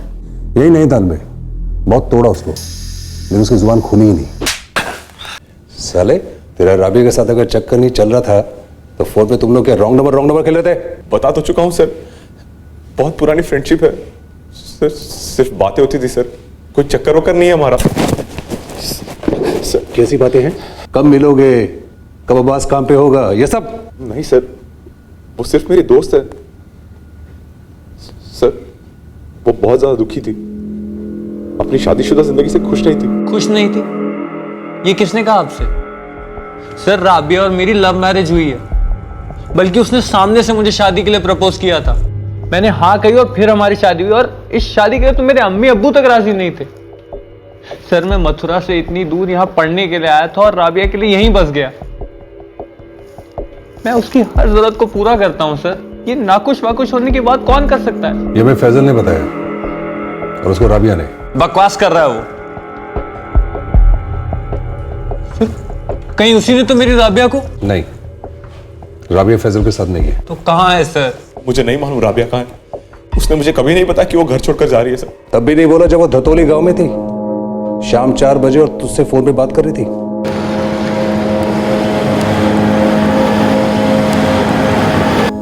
जी सर, उसका एक फोन आया था। तीन कॉल आए थे तुझे? हाँ सर, उसके 3 फोन आए थे मुझे, लेकिन सर मेरी उससे कोई बात नहीं हो पाई थी। मैं हेलो हेलो करते रह गया, वो सामने से कुछ बोल ही नहीं रही थी सर। हाँ Rabia, hello hello hello hello Rabia, hello Rabia, Rabia तुम्हारी आवाज नहीं आ रही। हेलो। तेरी इतनी खास दोस्त, तेरे को 3 बार वो बैक टू बैक कॉल करती है, बात नहीं हो पाती, और तूने कॉल बैक नहीं किया। क्यों नहीं किया सर? उस दिन कई दफा मैंने उसे फोन करने की कोशिश की, लेकिन हर बार उसका फोन स्विच ऑफ था। और उसके बाद भी इतने दिनों में उसे बहुत बार फोन किया, लेकिन हर बार उसका फोन स्विच ऑफ था। सर, आप लोग ढूंढ रहे हैं तो मिल क्यों नहीं रही मेरी राबिया? मिलेगी, पूरी कोशिश चल रही है। हो सकता है राबिया अपनी मर्जी से कहीं चली गई हो, तो उसके फोन रिकॉर्ड्स कुछ दिखा नहीं रहे। हमें आपकी मदद लगेगी ये जानने में कि ऐसी कौन सी जगह हो सकती है जहां पर राबिया अपनी मर्जी से जा सकती है। एक फैजल निकला राबिया के 30 से। हमने अब्बास से बहुत पूछताछ की कि कोई और भी था, लेकिन नहीं मिला। हमने इस फैजल पे कड़ी नजर रखी हुई है, लेकिन ये रोजमर्रा की जिंदगी जी रहा है, अपना काम कर रहा है। राबिया की हमें कोई खबर मिली ही नहीं, और अब आप लोगों से इस लाश के बारे में पता चल रहा है, जिसे पहचाना बहुत मुश्किल है। राबिया राशिद और शालिनी खन्ना, दोनों के केस लगभग एक जैसे हैं। अचानक गायब हो गए बिना किसी इशारे के, कोई सुराग भी नहीं छोड़ गए। तो सूटकेस वालों से कोई उम्मीद नहीं। ओके, और सीसीटीवी? वहां भी कुछ नहीं सर। सर, ये जो राजमोरा का जंगल है, उसका नैनीताल की साइड से भी एक रास्ता जाता है, वहां पे अभी तक सीसीटीवी इंस्टॉल नहीं हुआ है। शायद उस रास्ते पे कुछ हुआ। फोन रिकॉर्ड से कुछ मिला? सर, मैंने सारे फोन रिकॉर्ड फिर से डबल स्कैन किए। 5 अक्टूबर को अब्बास की लोकेशन पहले घर है, फिर स्टेशनरी की दुकान, और फिर से घर है। तो फिर इस बात की पॉसिबिलिटी है कि ये लाश किसी तीसरी औरत की हो सकती है? पॉसिबिलिटी तो है सर, लेकिन इन दोनों औरतों का प्रोफाइल उस लाश के प्रोफाइल से काफी क्लोज मैच होता है। और अजीब इत्तेफाक है कि दोनों केसेस में काफी ज्यादा सिमिलैरिटीज है। दोनों का एक ही दिन गायब होना, वो भी बिना किसी सुराग के। राबिया के केस में अफेयर का एंगल, और शालिनी के केस में माँ बाप का गुस्सा, और दोनों अभी तक ट्रेस नहीं हुई है। क्या ऐसा भी हो सकता है कि इन दोनों औरतों में से कोई एक घर छोड़कर नहीं गई हो, मारी गई हो, और उसकी लाश को ठिकाने लगाया गया? और सर, दोनों के घर वालों ने स्टेटमेंट में कहा है कि वो घर छोड़कर गई थी। ऐसे में या तो एक स्टेटमेंट गलत होगी या फिर झूठी। शालिनी के माँ बाप का कहना है कि शालिनी घर से बिना बैगेज के गई। जब वक्त होगा घर आने का आ जाऊंगी मैं। और राबिया के पति का कहना है कि राबिया ने उससे कहा, मैं अम्मी के पास जा रही हूँ, शाम तक लौट आऊंगी। जबकि उसकी माँ को इस बात की भनक तक नहीं थी। इन दोनों फैमिलीज में से कौन झूठ बोल रहा है? Perfect crime. एक परफेक्ट क्राइम तभी हो सकता है जब इन्वेस्टिगेशन लगाम छोड़कर अपने हाथ खड़े कर दे, कहने लगे कि शायद इसके आगे कुछ मिल ही नहीं सकता, इसके आगे कुछ हो ही नहीं सकता। ये केस ब्लाइंड केस था, लाश किसी की भी हो सकती थी, पर आपके हाथ में जो 2 मिसिंग केसेस थे वो सबसे क्लोज मैच हो रहे थे। तो फिर आपने कौन सा एंगल फॉलो किया? किसी तीसरे की लाश होने के एंगल में आपके पास कोई स्टार्ट पॉइंट था, कोई सुराग, कोई लीड? नहीं, ब्लैंक है। उस एंगल को फिर से टटोलने के लिए हमें जीरो से शुरुआत करनी पड़ी, लेकिन हमें उसकी जरूरत पड़ी नहीं, क्योंकि हमने दोनों मौजूदा मिसिंग केसेस को ठीक से खंगाला नहीं। हम जानते थे दोनों फैमिलीज ने जो बयान दिया है और जो हुआ होगा उसमें एक गैप था। आपसे और आपके पति से हमें बात करनी है। मैं कुछ समझा नहीं, कौन से टेस्ट की बात कर रहे हैं आप? DNA test. हमें जो लाश मिली थी हमने उसके कुछ सैंपल बचा के रखे, आपके और आपकी बीवी के सैंपल से उसको मैच करके देखा जाएगा। पर उससे क्या होगा? उससे होगा ये कि हमें इस बात की श्योरिटी हो जाएगी कि वो लाश आपकी बेटी राबिया की है या फिर किसी और की। और हम कह रहे हैं ना वो हमारी राबिया नहीं है। देखिए साहब, अब्बास भी कह चुका है कि वो लाश राबिया की नहीं, उसे भी तो दिखाई थी ना आपने लाश, फिर ये टेस्ट क्यों? हमें कोई डीएनए टेस्ट नहीं करना है। देखिए, वो हमारी शालिनी नहीं है। हमारी शालिनी जहां है खुश रहे। ठीक है, वो ढीठ है, हमारी सुनती नहीं है, लेकिन है तो हमारी बेटी ना। हम तो भगवान से दिन रात यही प्रार्थना करते हैं कि हमारी बेटी चाह रहे, खुश रहे। हम कोई टेस्ट नहीं करवाना चाहते। देखिए, हमें भी पक्का मालूम नहीं है कि वो बॉडी किसकी है, पर अंश इसलिए बचा कर रखे हैं क्योंकि बॉडी पूरी सड़ चुकी थी। अब यही एक टेस्ट जो डाउट्स क्लियर कर सकता है। आप लोग का सिर्फ थोड़ा वक्त जाएगा, लेकिन जिंदगी भर के लिए एक सुकून रहेगा कि वो लाश शालिनी की नहीं थी।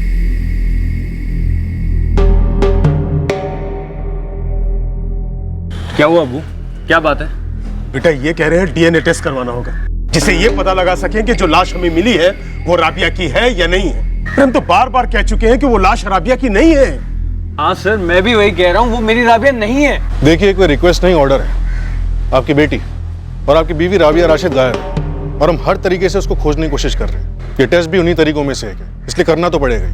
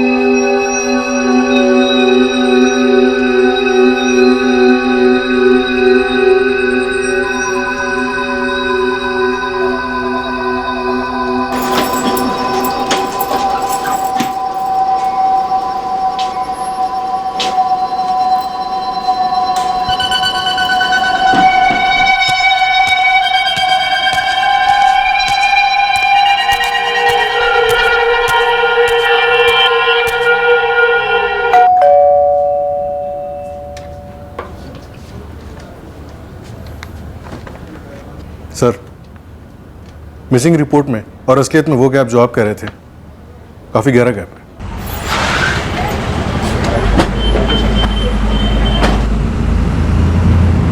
अब्बास, राबिया के माँ बाप का डीएनए और उस लाश का डीएनए जो हमें मिली थी मैच कर गए। मतलब राबिया का खून हुआ है? किसने किया सर? फैजल ने? क्या बोल रहे साहब? मैं अपनी बीवी का खून क्यों करूंगा? अब्बास, हमने वो दरवाजा खटखटाया है जो खुलना ही खुलना था। फातिमा,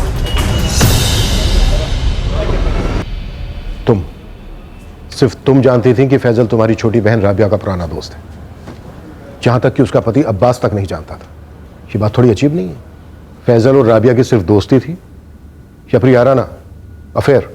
सर, मैंने कभी कोई अफेयर के बारे में तो कुछ नहीं कहा।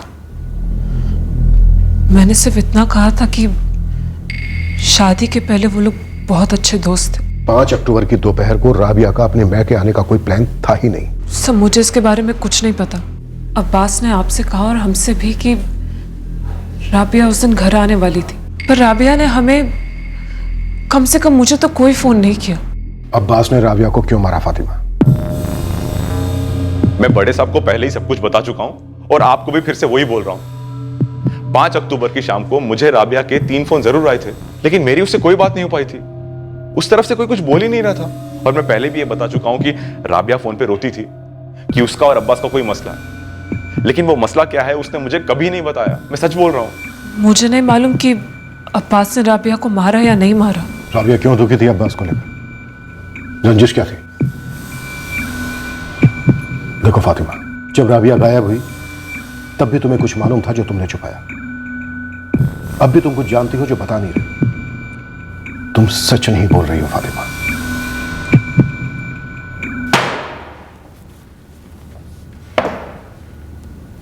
उस दिन जो राबिया का कॉल तुझे आया था, दरअसल वो राबिया ने किया ही नहीं था।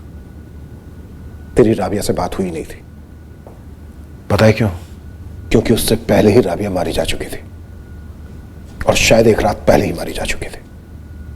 तो फोन क्या अपने आप आया था मुझे? आप बात को उलझाकर तकलीफ को बढ़ा रहे हो। तकलीफ तो राबिया को हो रही थी, बेवफाई की तकलीफ, अपने करीबी लोगों से धोखेबाजी की तकलीफ, तेरे अफेयर की तकलीफ, उसकी बड़ी बहन फातिमा के साथ। तुम भी शामिल थी कत्ल में? मिलकर मारा अपनी छोटी बहन को अब्बास के साथ? नहीं, मुझे नहीं मालूम कि राबिया को किसने मार डाला, पर हाँ, राबिया परेशान थी। अब्बास तो मेरे बीच पनपे रिश्ते की वजह से। मैं बस इतना ही जानती हूँ। और क्या जानती हो? कि राबिया अब्बास को कभी छोड़ना नहीं चाहती थी। तेरे सारे झूठ हमारे सामने आ गए अब्बास राशिद। तूने ही अपनी पत्नी राबिया का कत्ल किया, उसके बाद उसकी लाश को ठिकाने लगाया। और वो जो फोन आया था तुझे राबिया के फोन से, वो तूने खुद किया। राबिया से तेरी कोई बात नहीं हुई, क्योंकि लाशें कभी बात नहीं करती। फैजल को 1 नहीं 3 कॉल किए गए धतौली गांव से, जो तूने किए राबिया के फोन से, ब्लैंक कॉल्स। और मिसिंग कंप्लेंट में राबिया के कपड़ों का जो तूने कलर लिखवाया वो भी गलत लिखवाया, क्योंकि राबिया गुलाबी कलर की कमीज और सफेद रंग की सलवार पहनकर निकली थी जब तूने उसका गला घोटा। ये जो तूने कांड किया है, इसकी एक एक डिटेल 100% सच बताता है। अब्बास, तुमने अभी तक फातिमा आपा के पैसे क्यों नहीं लौटाए? तुमने वादा किया था ना कि हम सब कुछ बंद कर नैनीताल छोड़कर चले जाएंगे, कहीं दूर एक नई जिंदगी की शुरुआत करेंगे। क्या हुआ अब्बास, तुमने अभी तक क्यों कुछ नहीं किया? राबिया, ये सब कहने जितना आसान नहीं है। क्यों? समझाओ मुझे। दुकान तो तब बंद कर पाऊंगा ना जब कोई खरीदार मिलेगा। किराए की दुकान तुम कैसे बेचोगे? मैं कह रही हूँ जो स्टेशनरी का सामान है वो तो तुम बेच सकते हो ना, बस बंद कर दो। और वैसे भी मैं दुकान बंद करने की बात ही नहीं कर रही थी। मुझे नहीं पता तुमने क्या बात की, और जो भी बात की सिर्फ बात ही है, और बात करना बहुत आसान होता है राबिया। मैं अपने खून पसीने से खोली हुई दुकान ऐसे बंद नहीं कर सकता। मैं नहीं जा सकता नैनीताल छोड़ के। हम नैनीताल छोड़कर जा सकते, और हम जाएंगे। आंख मिलाकर कहो, तुम फातिमा को नहीं छोड़ सकते। उसके साथ जो गुनाह कर रहे हो उसे नहीं रोक सकते। मैं सब जानती हूँ अब्बास, तुम्हारे पैर दुकान में नहीं, तुम्हारे हाथ उसके बदन में जम गए हैं। मैं सब जानती हूँ अब्बास। हम कल के कल नैनीताल छोड़कर जा रहे हैं, कहीं भी जाएंगे, कुछ भी करेंगे, लेकिन यहाँ एक और दिन नहीं रुकेंगे। कहीं दूर चले जाएंगे फातिमा से और इन घिनौनी यादों से। तुम हाँ क्यों नहीं कहते? कहो हाँ। हाँ, मैं हमेशा के लिए फातिमा को भुला रहा हूँ, छोड़ रहा हूँ उसे। राबिया मुझे वो कहने के लिए कह रही थी जो मैं नहीं करना चाहता था। मैं फातिमा से दूर नहीं जाना चाहता था। हाँ, मुझे किसी ज़माने में राबिया से इश्क हुआ ज़रूर था, लेकिन मेरा इरादा शादी का कभी भी नहीं था, कभी नहीं।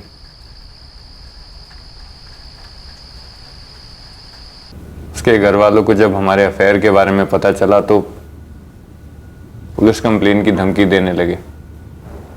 मैं तो वैसे भी यहाँ से नहीं था, डर के मारे शादी करनी पड़ी, और मैं अपने आप को रोक भी नहीं पा रहा था सर। फातिमा मेरी तरफ खींची चली आ रही थी और मैं भी उसकी तरफ। ये चीजें तो हाथ से बाहर होती है ना सर, लव, प्यार।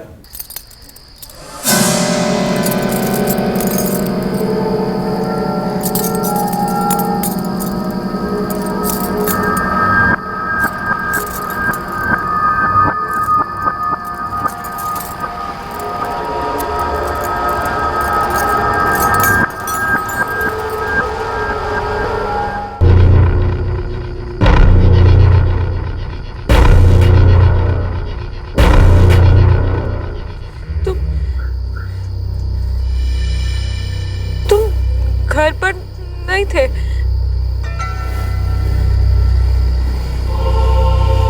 बाहर आंगन में भी नहीं थे। मुझे लगा छत पर जरूर मिलोगे। ऐसे मिलोगे ये नहीं सोचा था। मेरी आपा के साथ, मेरी बड़ी बहन के साथ। अब्बास, हमारी जिंदगी में फातिमा अप्पा की कोई जगह नहीं है। उसने बड़ी चालाकी से मुझे बिना बताए तुम्हें पैसे दिए और तुमने भी नहीं बताया मुझे। अब्बास, वो पैसे नहीं, वो पट्टा है जो उसने तुम्हारे गले में डाल दिया, ताकि जब जब उनके शरीर को तलब लगे वो खींच कर तुम्हें अपने बिस्तर तक बुला सके। बस राबिया, बंद करो अपनी बकवास। बंद तुम करो, तुम बंद करो, ये दुकान बंद करो, फिर हम ये शहर छोड़कर चले जाएंगे। मुझे बस इतना बताओ, कल हम जा रहे हैं या नहीं, या फिर मैं सीधे अम्मी अब्बू के सामने इस कटर का ढक्कन खोलूं, इसमें तुम और फातिमा इतनी गंद मचाए बैठे हो। और तुम जानते हो अब्बास, अब्बू क्या करेंगे? फातिमा के टुकड़े करेंगे और तुम्हारा नाम जाएगा पुलिस में। फिर जो हवस का पट्टा है ना गले में, फांसी का फंदा बन जाएगा। ऐसी ही धमकी ना तेरे अब्बू ने मुझे दी थी और तुझे मेरे गले बांध दिया था। काफी नहीं था एक बार, अब मैं किसी धमकी से डरने वाला नहीं। दूसरे दिन मैं सुबह हल्द्वानी गया मार्केट से सूटकेस खरीदने, और अपना फोन अपनी दुकान पर छोड़कर गया, जानबूझकर।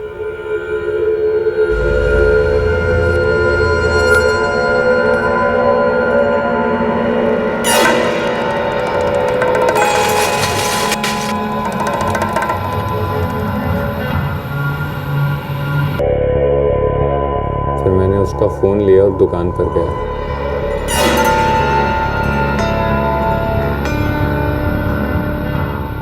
फिर मैंने राबिया के फ़ोन से अपने फ़ोन पर कॉल किया, जिससे मैं पुलिस को ये बता सकूं कि राबिया ने मुझे कॉल किया था ये बताने के लिए कि वो अपने मायके जा रही है।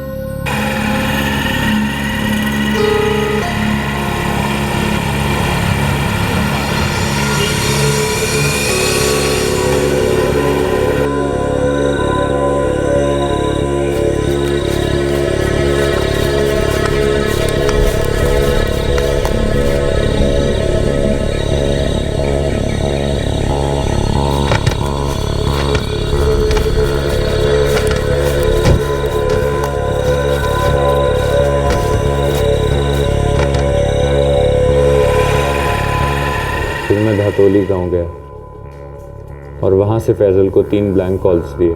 हाँ Rabia, hello hello Rabia, hello Rabia, Rabia तुम्हारी आवाज नहीं आ रही है। तुझे पहले से मालूम था फैजल और राबिया की दोस्ती के बारे में? फातिमा ने बताया था मुझे, और फैजल का नंबर मुझे राबिया के फोन पर मिला। कितनी मेहनत की तूने, क्या सटीक प्लानिंग की, क्या उम्दा गेम खेला, पर क्या गेम जीता? ट्रॉफी आई हाथ में और फातिमा होगी तेरी कभी?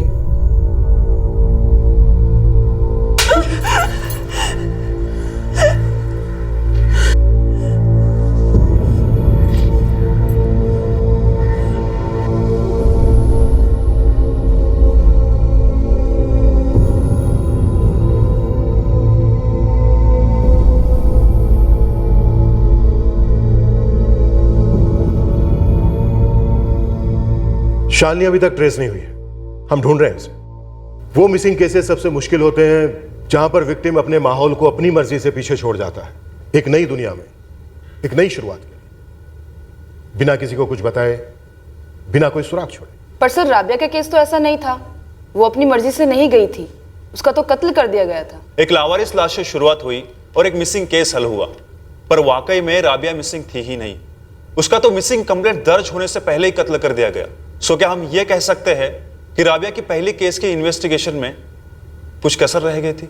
क्योंकि अगर वो लाश आपको ना मिलती तो राबिया का केस एक परफेक्ट क्राइम कहलाता। एक तरीके से देखा जाए तो हां,